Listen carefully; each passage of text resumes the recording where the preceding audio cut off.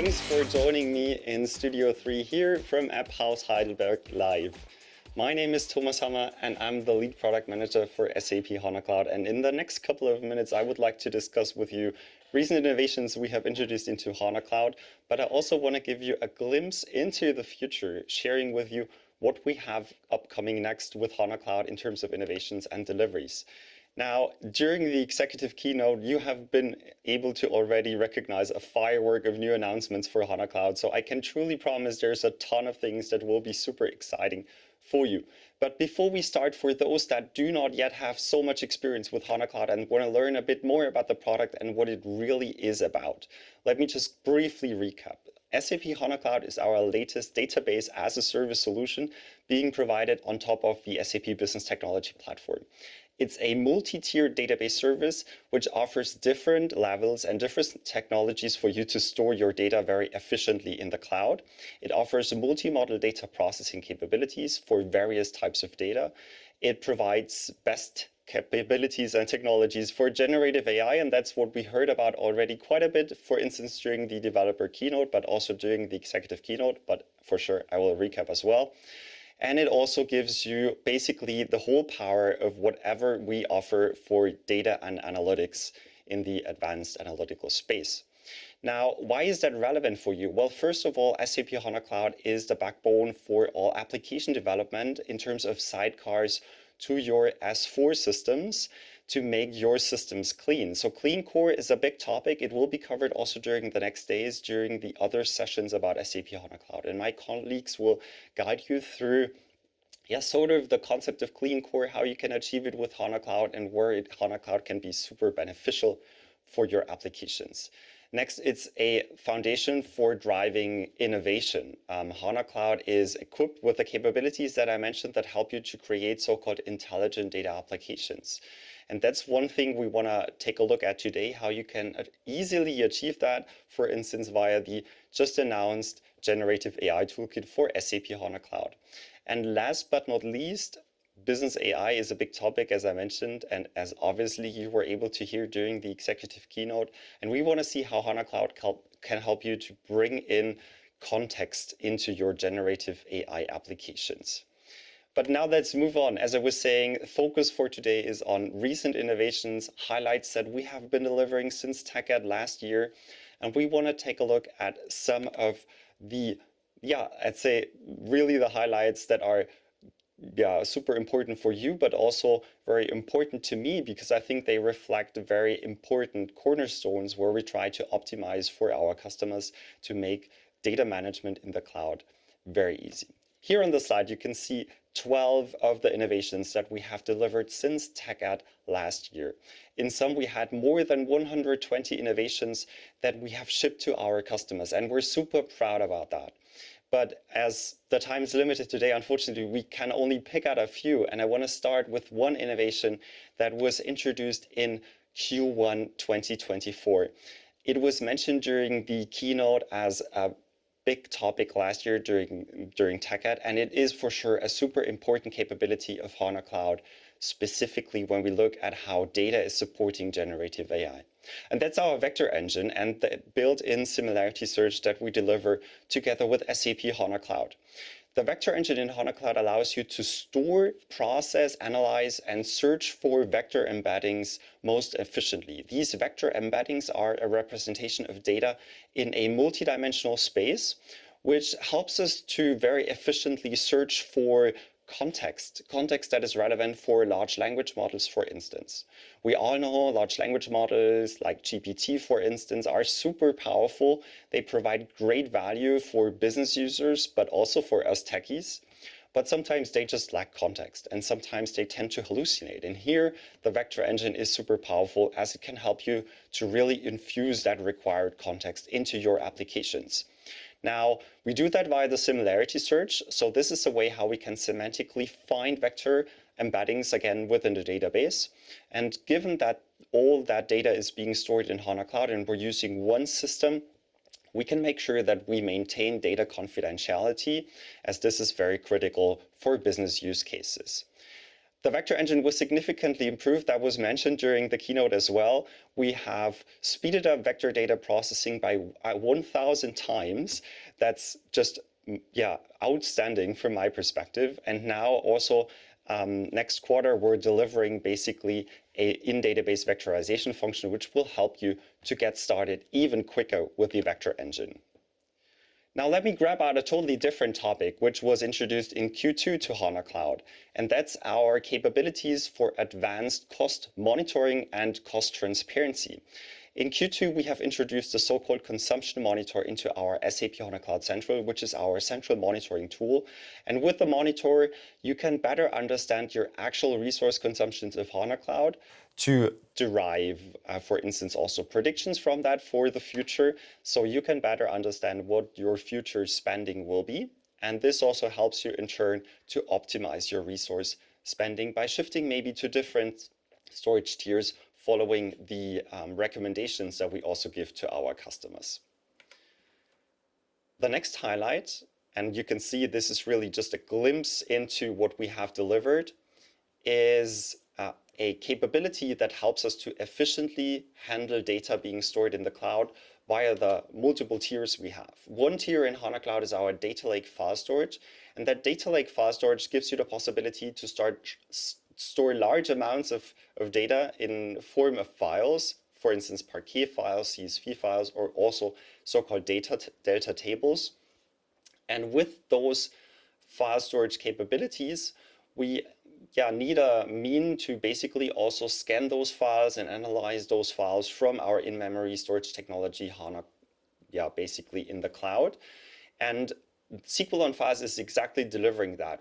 With SQL on Files, you can access files being stored in the SAP HANA Cloud Delta Lake, and with that, you can efficiently make use of them without needing to import them. And that really makes data analysis much quicker and enables new large-scale data table-based architectures that are very interesting, especially if you look at, for instance, lakehouse scenarios or scenarios like in the space of AI or predictive analysis.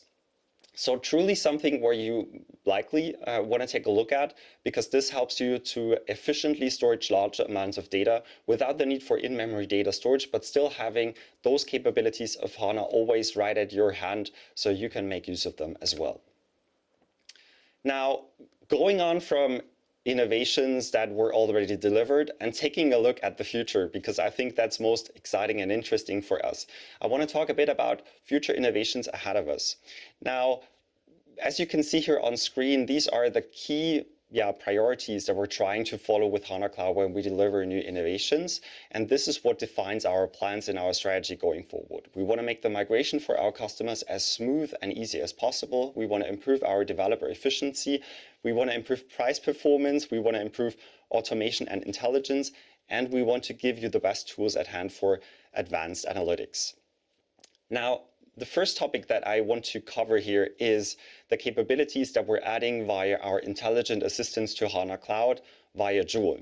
So for sure, also Joule plays an important role for HANA Cloud. Our intelligent assistant will be your companion when it comes to database administration. For instance, in Q4, we will add first capabilities to HANA Cloud for database administrators to understand system health, to summarize alerts of your multiple database systems, and to get recommendations of how to improve your system configuration, and thereby maybe also improve the cost that you basically spend on data. And that's therefore super handy because we have that new companion on your side that really takes away a lot of the effort that typically was with the database administrators. As said, in Q4, we will have first deliveries in terms of the intelligent assistants, but then later on, we're adding more capabilities to that as well.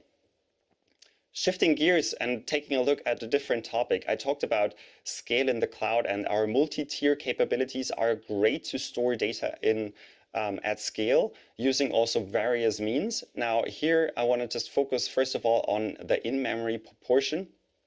We have, thanks to the great adoption of HANA Cloud, for sure also growing demands from our customer side for more scalability in terms of the in-memory capacities. And customers do ask for these larger storage volumes within our in-memory technology. And that's why we're happy to announce and to share that we will add more capacity by the end of 2024, meaning precisely we will add up to 24 terabytes of in-memory capacity to HANA Cloud. And I think that number is just remarkable. It will give you a whole more capacity to analyze your data, to store more data, and be super efficient and quick when analyzing larger volumes with the in-memory technology of HANA.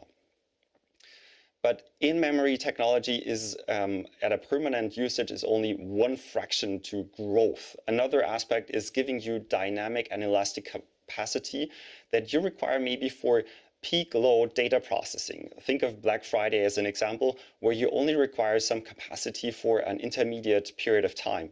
And for that, we're adding a new concept to HANA Cloud, which we call elastic compute nodes.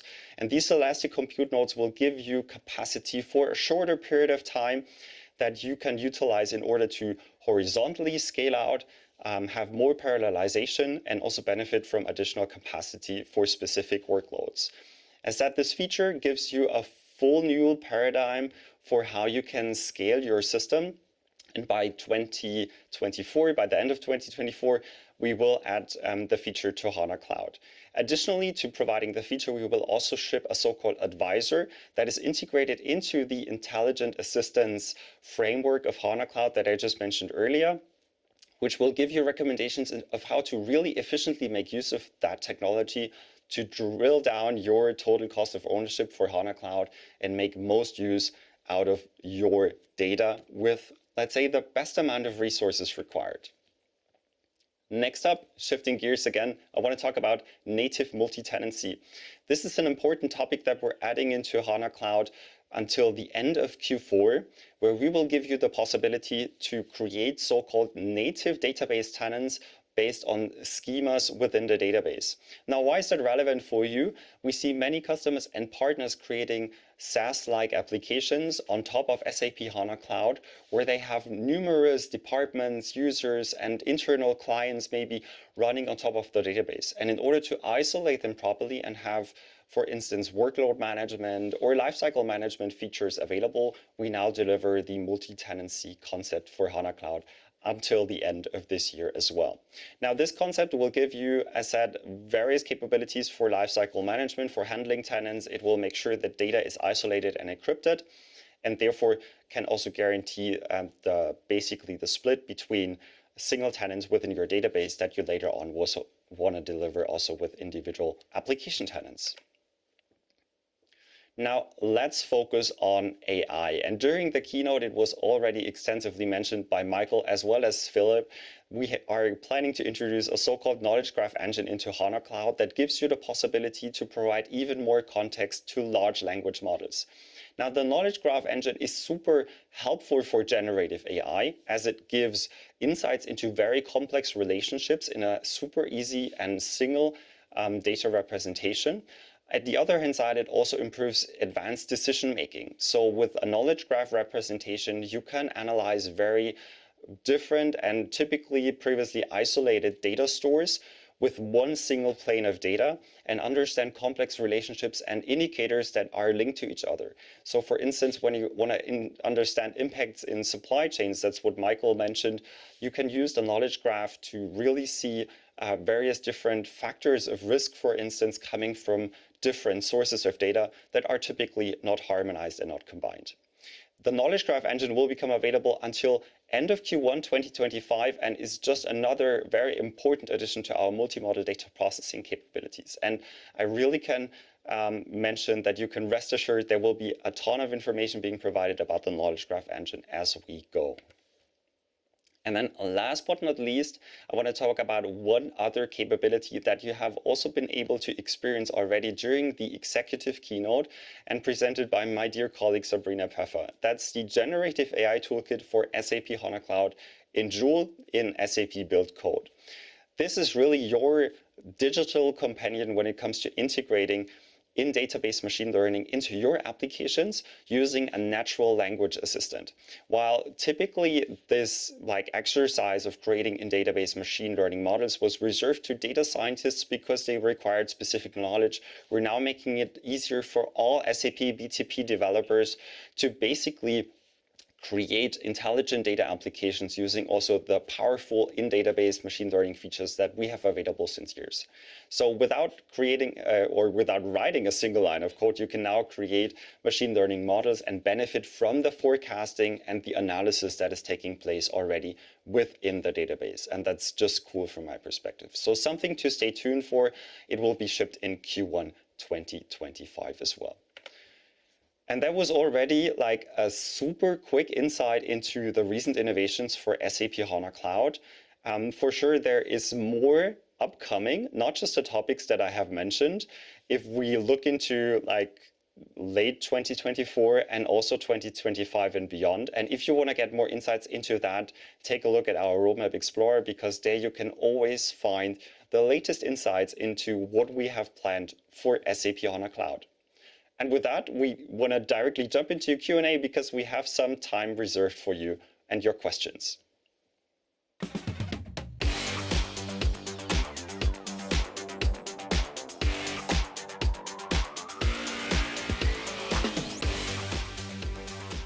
So the first question that we have and that I'm happy to respond to is, when we hear features and dates here, is that all of the data centers where HANA Cloud is running or just specific locations? And that's a great question. Generally, we try to deliver all capabilities with SAP HANA Cloud for all data centers available, and we do not differentiate. So we want to really make all the capabilities accessible to all our users, independent from cloud service provider or data center. Now, there's a tiny bit of difference when we look at the individual innovations. So for instance, when we look at the larger scale database instances, here we will see some slight differences in terms of regions or cloud service providers, because we just need to align with them and provide the sizes, and that alignment takes a bit of time, but general strategy applies. We will always ship the latest features right away for everyone. Second question, will the knowledge graph engine replace the vector engine? That's a great question, and the short answer is definitely not. Rather, those two engines will work hand in hand for generative AI. And if you want to provide the best and the most context for large language models, then we just recommend combining the two technologies. They are not replacing each other.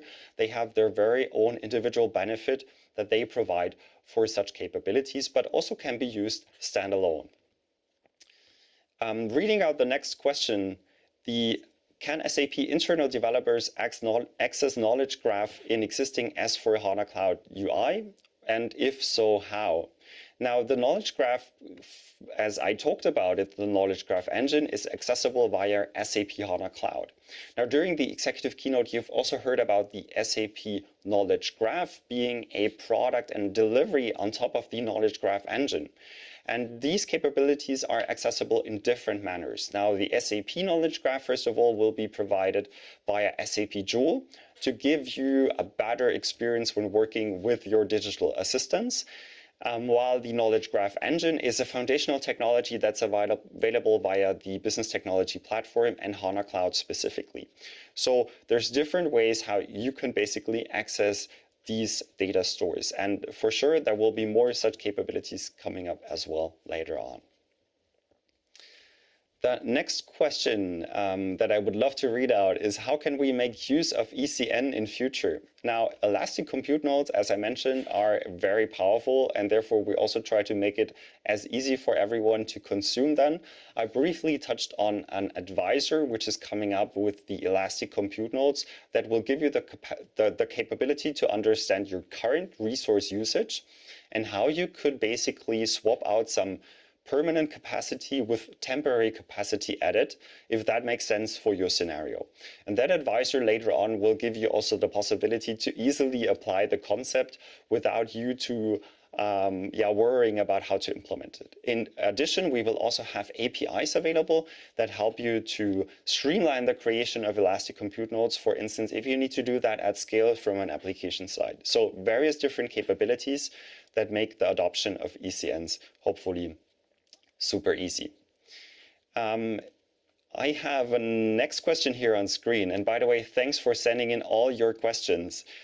The question is, can Joule capabilities in build code help developing DB objects like calculation views, functions, DB procedures, etc.? Well, with the initial release of the Q1 delivery of our intelligent assistant, we are only shipping the support for the in-database machine learning capabilities. Now, later on, we will for sure also extend our companion in Joule in build code to also generate calc views and such artifacts. The initial focus will be on in-database machine learning, but our plan is clearly to go ahead and also expose other capabilities of HANA Cloud for our end users.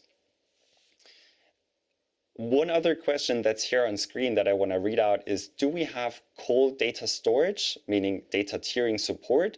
Which type of stores will be used? And that's exactly present with HANA Cloud. I mentioned we have multiple tiers. I wasn't going into detail with regards to all of them, but we have hot storage in terms of in-memory, warm storage in terms of disk capabilities, and cold storage capabilities in terms of our Delta Lake. And here we offer object storage-based systems. And when you decide to store your data within the object store, you can now make use of the SQL on Files feature to scan and analyze those files in memory with SAP HANA. That's what I mentioned as a recent innovation in Q3, and what's really interesting if you make use of such features. And with that, we just want to move on and share a bit how you can get started next. Now, to take the next step with HANA Cloud, I really can just recommend taking a look at all the other sessions that will be provided with TechEd in the next 2 days. So today we have one more session, which is DA102, and tomorrow 2 other sessions, including Jumpstarts, insights into generative AI and the role of HANA Cloud for business AI, and also one session which is up next today, where you can also hear from Henkel's experience with HANA Cloud and how they were able to provide an application following the clean core concept on top of HANA Cloud. With that, there is only remaining to say that there's many resources available that can help you to stay up to speed with HANA Cloud. We have tons of information on our SAP community. And if you want to recap on what I just discovered with you today, you can find a QR code on the bottom middle of the screen, which will lead you to a blog post where we're recapping on the recent innovations and also on all the announcements. And over there, we also have links to dedicated blog posts by our product experts that discuss these topics in way more detail than I was able to do so today. So if you want to follow up on TechEd, then definitely make use of that opportunity. And with that, I just want to say thank you to all of you for tuning in. It was an absolute pleasure for me to talk to you about the recent innovations and our plans with HANA Cloud. And let me just wish you a fantastic TechEd going ahead. Thanks, everyone, and see you soon.